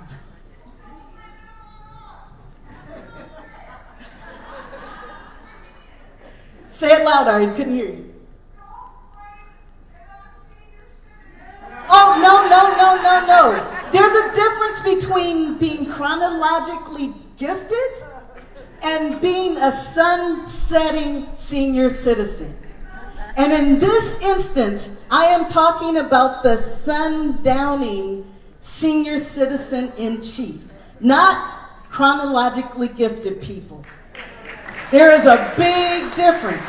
He is a senior citizen. Others over the age of 65 are chronologically gifted. As I inch closer to it, as Dr. Johnson said, more sunsets than sunrises, I like to think of them as summers. And the summers, how many to look forward to. I digress. What I wanted to say was, this senior citizen in chief has countless times told lies. One of the key things of the Aliens Enemies Act was one word that he left out. You know what that word is? Sedition. Who has been committing sedition in this country over the last 8 years? Yet and still, here we are. So I have said enough of my piece that I wanted to get off of my chest about the senior citizen in chief and his idiotic executive orders. Now I want to invite Brenda Perez of Centro de Pueblo up to the front so she can share with us what our next plans are. I saw her come in. Miss Perez, here she comes.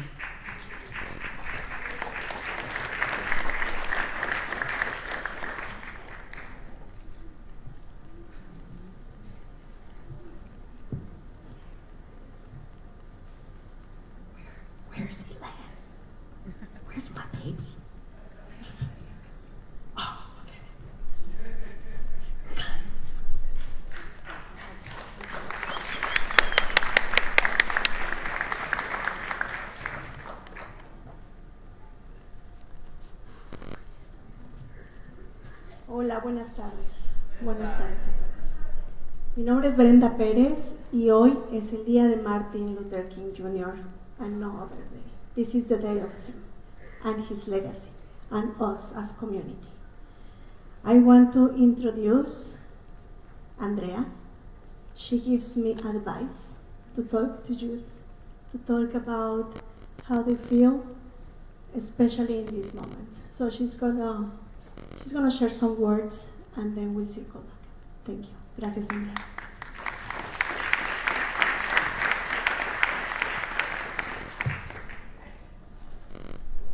Hi, I just want to say sorry in advance because I'm sick and I just don't want to. Can you guys hear me now? Yeah. Okay, I just wanted to say thank you to all the organizers who started this event. And also, I am sick, so I'm sorry if I sound weird or any of that, but I'm going to just go ahead now. Martin Luther King Jr. delivered his famous I Have a Dream speech on August 28, 1963, during the March on Washington for Jobs and Freedom. Just like Martin Luther King Jr., I too have a dream where one day we will all be treated with equality and respect, where there are no walls dividing us and no wars tearing us apart. I dream of a world where young people can express their identity without fear of being judged, where women are valued for their true essence as beings of light, contributing their unique strengths to society without facing discrimination. A world where our skin color is not what defines us, but is what unites us. Celebrating our rich diversity and shared humanity. I share a dream of a future where our parents do not live in fear for our well-being, but instead are confident in our safety and opportunities that surround us.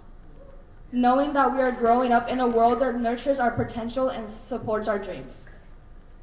This is my dream, and together we can build a brighter, more compassionate world for all, where love and understanding and unity pave the way for generations to come, creating a legacy of peace and prosperity.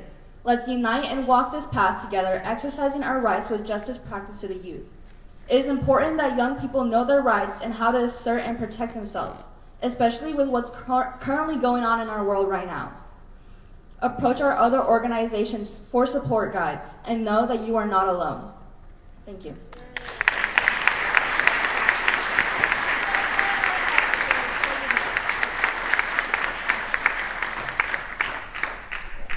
There is so many messages and important words of Martin Luther King Jr. that are circulating around, and every year it brings lights to our thoughts. There is what Mose says, they are breaking apart the legacy into these phrases. What if we take all those phrases and see what is behind? Pure love, pure dedication to a movement of the peoples. Today we hear with lots of emotions that there is executive orders. And I say, let's stand strong, because there is executive orders, but there is also the people's ordinance, the people's movements. And that's stronger, my friends. There will be speeches outside and up there. There will be more than threats. There will be so many negativity and hatreds in the time coming, and there will be the facts, the actions, the things that we enhance with our actions, with our movement, with our programming, with our voices. There will be that line that is going to keep us together. It's not a borderline. It's a line that we are all going to hold. It's our hands holding.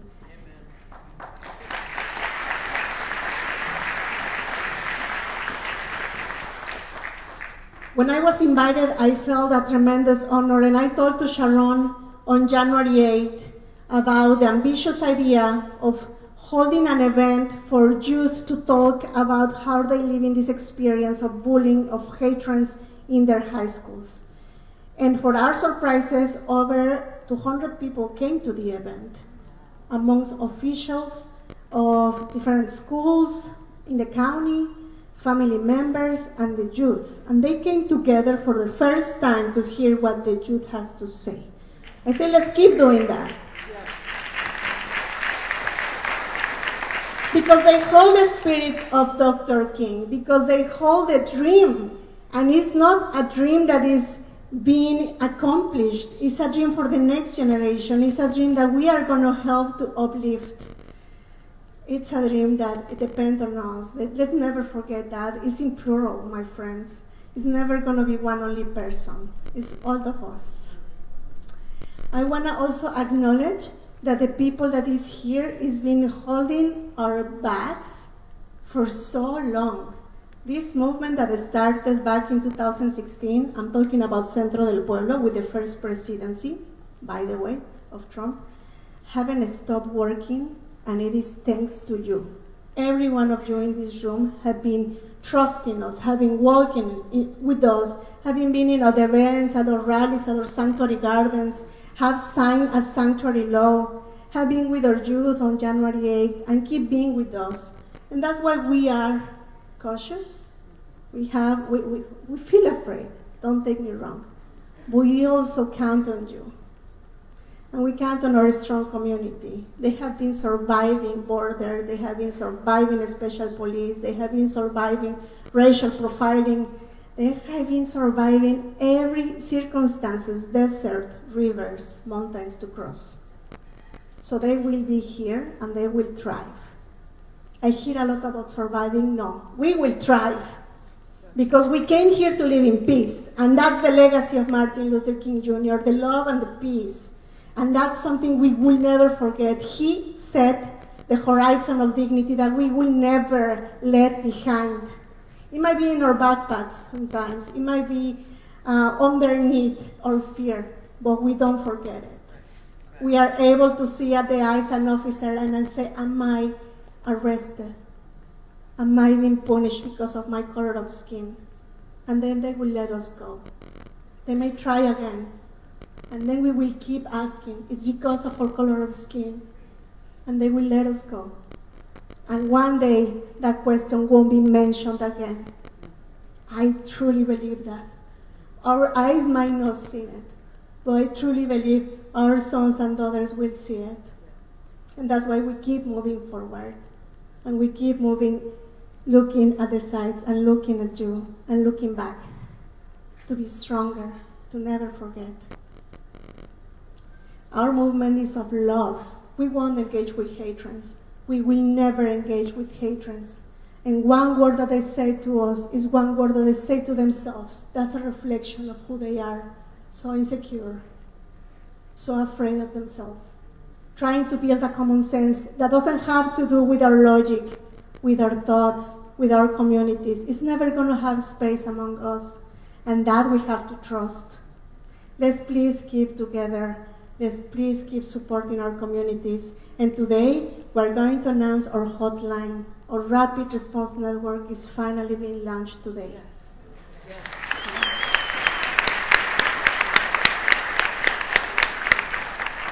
We will have a phone number where you can report ICE presence. But before that, I will ask you to verify information. Yes. There's so much harm into spreading rumors. And it is so easy. This town is small. It's little. We know each other. We have these circles of trust. We can know if it's true or not by asking, right? Are you going to help us? Yes. Are you going to help us? Let's verify information. Let's see is these eyes. Let's see them at the eyes. We are so strong as together we are. This sanctuary law is one in its kind, and we voted, you voted, because we can't, but you voted. And now let's stay into that word. Let's make it into actions. Let's don't leave it in a piece of paper. Let's live into a sanctuary state in our hearts. I'm going to announce the number, and I'm going to then say goodbye for today. But never remember, Martin Luther King Jr. is not a day, it's a philosophy of living. It's him that has been behind all of us through generations, impulsing us through the youth now, and stating a dream. I need my dear Magali to please join me here, because the phone is new and I haven't memorized it, and it's in my purse, in my phone. My apologies. Magali Cervantes is a community organizer for Centro del Pueblo. And she's been working with immigrant women and immigrant moms to have information in Spanish at the schools. So, gracias Magali. Come stay with us. Come.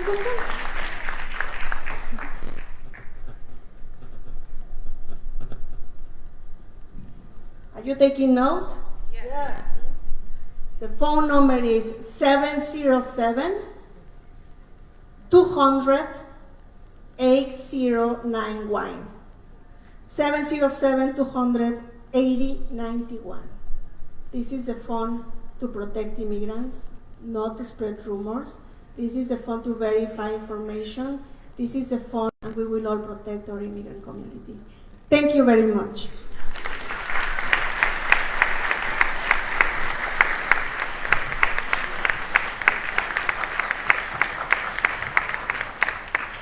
Thank you, Brenda and members of Centro de Pueblo. That number, 707-200-8091. Put it in your phone now. Add it to your phone. Put it on your social media. Share it with others so we will all know. I want to share with you, I thought there was a little conflict going on outside before the program. And once I discovered it wasn't a conflict, I came back inside and there was someone waiting for me. And this woman said, "Are you okay? I was watching you and I just wanted to make sure you're okay. I was ready to intervene." That is our job. That is our job. Now is the time to have strength and courage to have a voice and use it. Now is the time. So I've left off a few. We are running over time just a little bit, but before our benediction, I have a few announcements that I'd like to make. The Justice for Josiah Scholarship Fund is still ongoing, collecting, and we are still giving scholarships to children. I just friended one of our former scholarship recipients, Mira, who is at UC Berkeley. I can think of a few of our scholarship recipients who are at Berkeley and Stanford and community colleges throughout California and Cal States throughout California, thriving and growing so they can lead our communities. So if you would like to give to the Justice for Josiah Scholarship Fund, there is a jar in the back for that. Also, if you'd like to join or renew your membership of the NAACP, there are folks in the back who are available to take your information and sign you up. Also, t-shirts are available for purchase. And I gotta look to see where Florence is before I make this announcement. London, can you hold your mom back while I make this announcement? Make sure she doesn't come up. We will be having a soul food dinner in the very near future. We're still planning the day and time of that event. But at the day of our soul, actually we decided to name it the Soul Food Gala. Because in this gala, we are going to be honoring, against her wishes, but it doesn't matter. We are going to be honoring the executive director of Big Brothers Big Sisters, Florence Park, for her amazing work that she does. I can't say just Florence Parks. I will say the Parks family, because the Parks family is a family of mentorship, the entire family. And this honor cannot go to a better person. And we are happy to be honoring Miss Florence Parks. In London, thank you for holding your mom back as I gave that announcement. Lastly, I have props for this one. I'm going to tell a quick story of the Tale of Two Cities. If you see here, this is my class high school ring from 1986. It's from Palisades High School. I first became connected to Palisades when my older brothers attended in the mid-70s. I made it too short. And then in 1984, right after Steve Kerr graduated from Palisades High School, I came along. And great 3 years of my life. During that time, high school was, I'm just gonna stop. High school was 10th, 11th, and 12th grade years. Last year, part of my high school burned down. And I say my high school because I will always be a Palisades Dolphin. Many of my friends who I attended high school with lost their current homes, their homes that they grew up in, memories all lost. So that's one side of the city. The other tale is a tale of a town by the name of Altadena. Altadena has a very significant population of working class and middle class African American individuals, and that is by design. And that is by design because prior to, I think, the early 70s, there were covenants in California.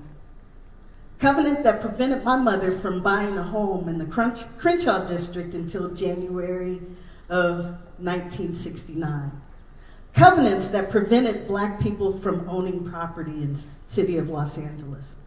But Altadena said, no, come, we will sell you property. There's an individual by the name of Rodney Nickerson who lost his life. Now that name may not mean much to you, but the legacy of Rodney Nickerson is significant. Rodney Wilson's grandfather, William Nickerson, came to California from Texas to have a better life.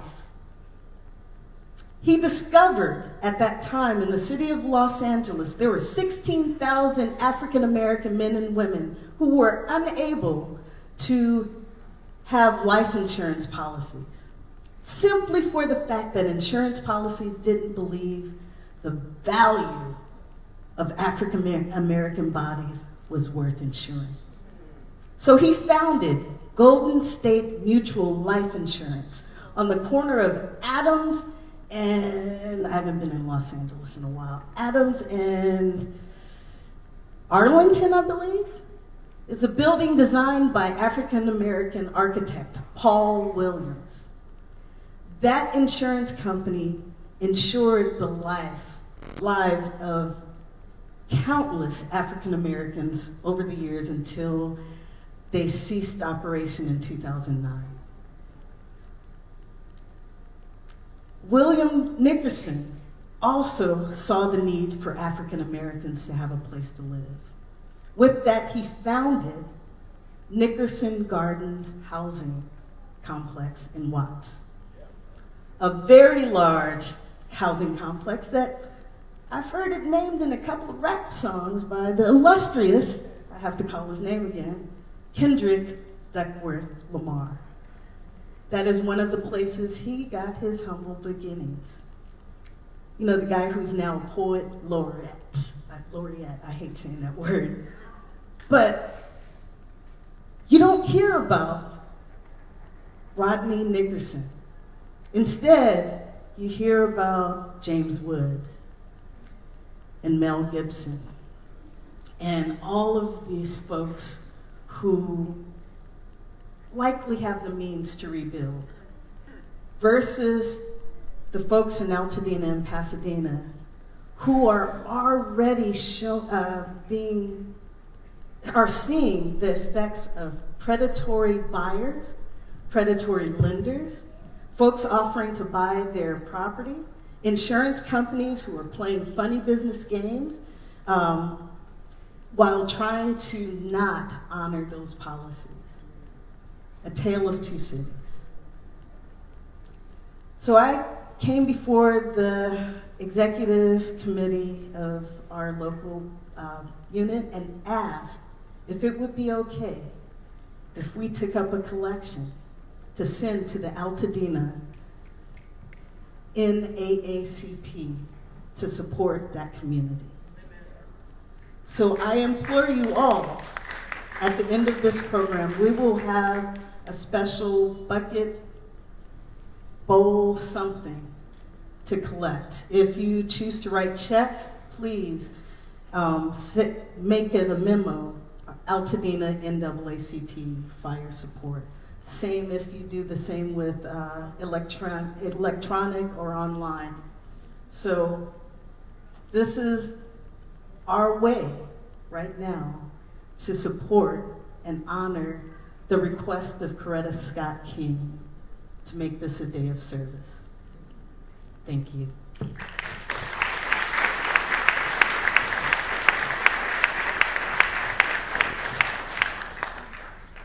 Also, I want to remind you all, see the lovely vendors and organizations and individuals that are around this room. Please stop by and visit before you leave. Please stop by their tables, get to know the businesses, organizations, the services, the goods that are offered. And one last thing, what am I forgetting? Oh, no. Donna Landry Rayling will offer our benediction, and I needed to know if you have any backing music. Are you going a cappella? Okay, thank you.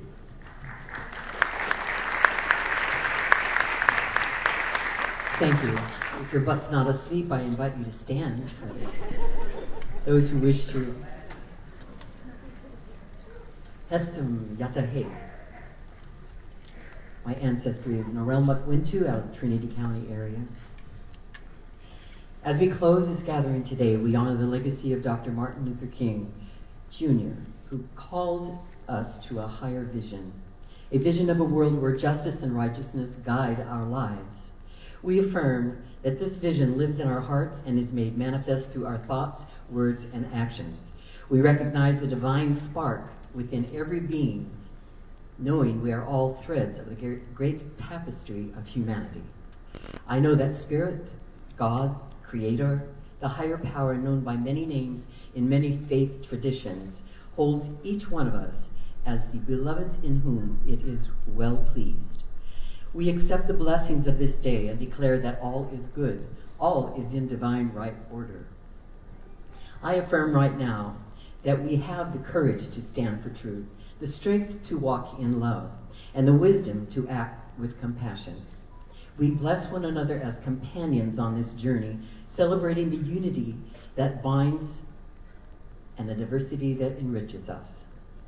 As we go forth as instruments of peace, channels of justice, bearers of light in the world, we remember the power of Spirit goes before us, makes our way clear. For this and so much more, we are grateful and we let it be. All my relations, I hope, together we say, Amen. Amen. Oh.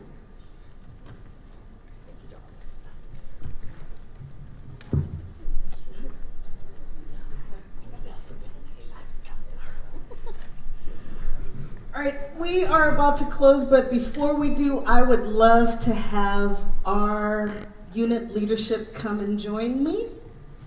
Our president, vice president, our treasurer, our secretary, our membership. If you have been on a Zoom in the EC meeting on Thursdays, come up and join us.